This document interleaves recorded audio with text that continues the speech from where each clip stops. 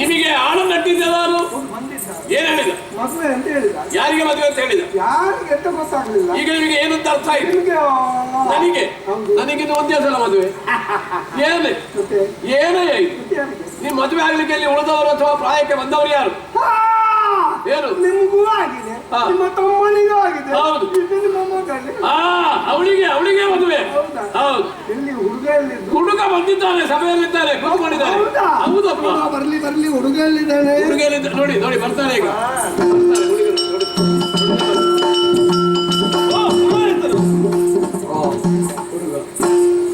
ನಿಮ್ಮನ್ನು ನೋಡುವಾಗ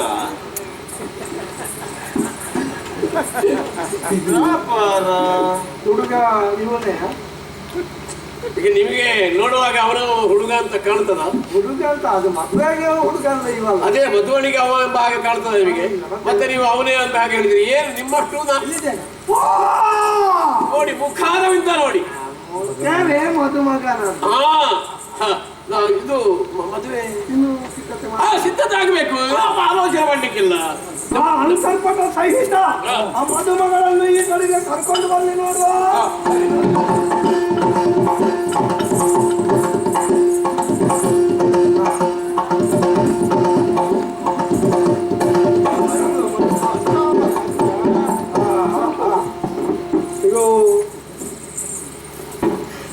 ಮದುಮಗಳ ಕೈಯಲ್ಲಿ ಕೊಟ್ಟಿರಿ. ಇದು ಮದುಮಗನ ಹಬ್ಬ, ಅವನ ಕೈಯಲ್ಲಿ ಕೊಡ್ಬೇಕು. ಮದುವೆ ಆಗ್ಬೇಕು ಅಂತ ಬಂದಿದ್ದಿ. ಹುಡುಗಿನೆಲ್ಲ ನೋಡ್ಲಿಲ್ಲ, ನೋಡ್ಬೇಕು ದೊಡ್ಡ ನಿಮಗೆ ನೋಡಿ ನಿಮಗೆ ಬುದ್ಧಿ ಇಲ್ಲ. ನಿಮ್ಮನಿಗೆ ಆದ್ರೂ ಗೊತ್ತಾಗ್ತದೆ ಹುಡುಗಿಯನ್ನು ನೋಡ್ಬೇಕು ಅಂತ. ನಮ್ಮ ಗುರುಗಳ ಮಗಳು. ಹೌದು, ಮತ್ತೆ ಯಾಕೆ ನೋಡ್ಬೇಕು ಅಂತಲ್ಲ, ಅವನಿಗೆ ನೋಡ್ಬೇಡ್ವಾ? ಅವನಿಗೊಂದು ಆಸೆ. ಮುಂಚೆ ಅವಳ ಮುಖ ಹೇಗೆ?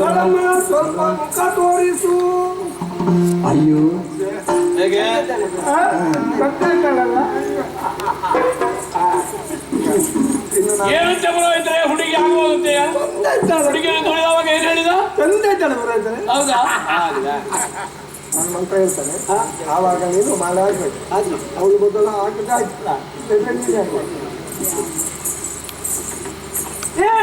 ಮಂತ್ರ ಆಗೋದಿಲ್ಲ.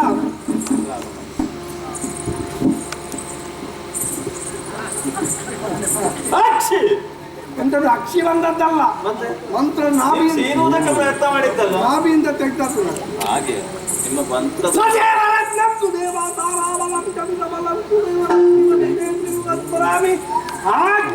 ಮಾಲೆ.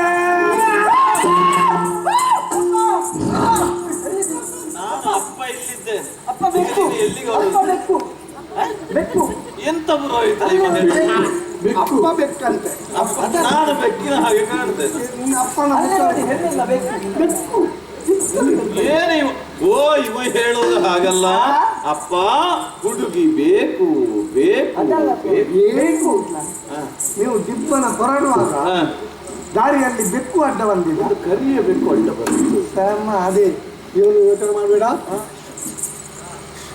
ಬೆಕ್ಕು ಹೋಗ್ತದೆ. ಹಾಗೆ ಮುಖ ನೋಡಿ, ಎಲ್ಲಿ ಬೇಕು ಹುಡುಗಿ ಆಗೋದಕ್ಕೆ ಆಗ್ಬೋದಾ? ಹುಡುಗಿ ಆಗ್ಬೋದಾ? ಇನ್ನು ಗಲಾಟೆ ಮಾಡಲಿಕ್ಕಿಲ್ಲ.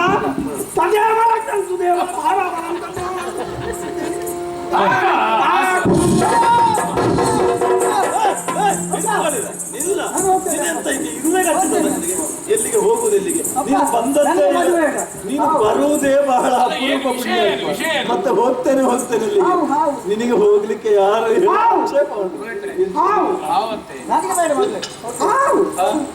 ಎಲ್ಲಿ ಅವ ಯಾವುದು ಬೇರೆ ಭಾಷೆಯಲ್ಲಿ ಹೇಳಿ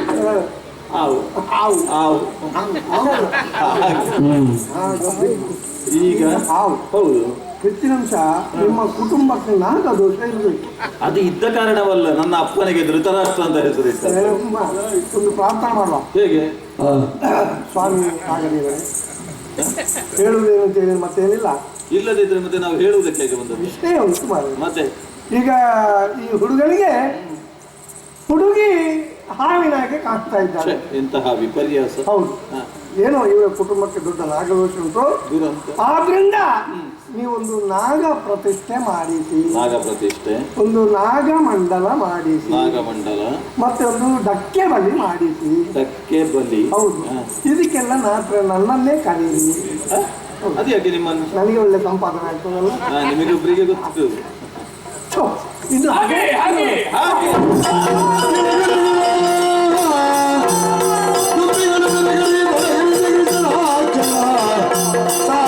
ಅಯ್ಯಯ್ಯೋ